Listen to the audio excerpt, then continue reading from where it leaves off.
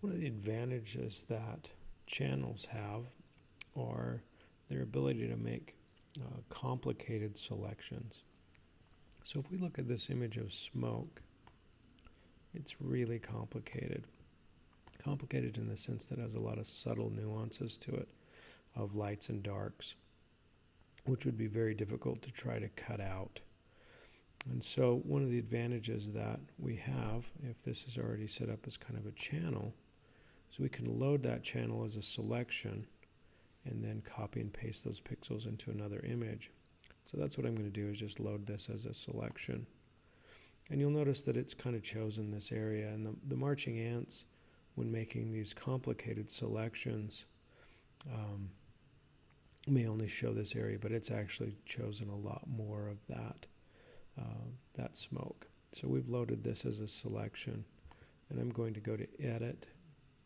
I'm going to copy, so Command C, and then I'm going to click over on this cocoa image. You can see that we got this hot chocolate here, and then I'm going to just hit paste, so Command V. You'll notice that it pasted a new layer, and we have this complicated, and you can see some of the subtleties of that, where there's a lot of little grays and things that it shows. And that's an easy way of bringing smoke to make it look like there's a little bit more hot chocolate steam coming off of it. But you'll notice one of the issues that we have is that it's looking a little bit dingy, and it's kind of gray. So one of the advantages that we have with blending images on our layers palette are our blending modes.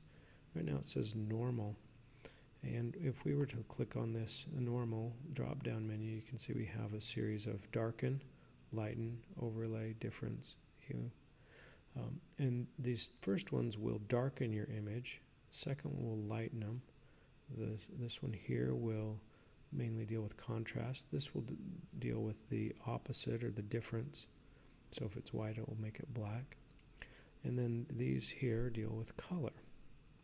So what I'm seeing here is that this is a little bit too dingy, it's a little too dark, so I would like to lighten things. So I'm going to just start here and see. You can see that that did a little bit better job, but let's try the screen. Screen's even better. So what's happening with these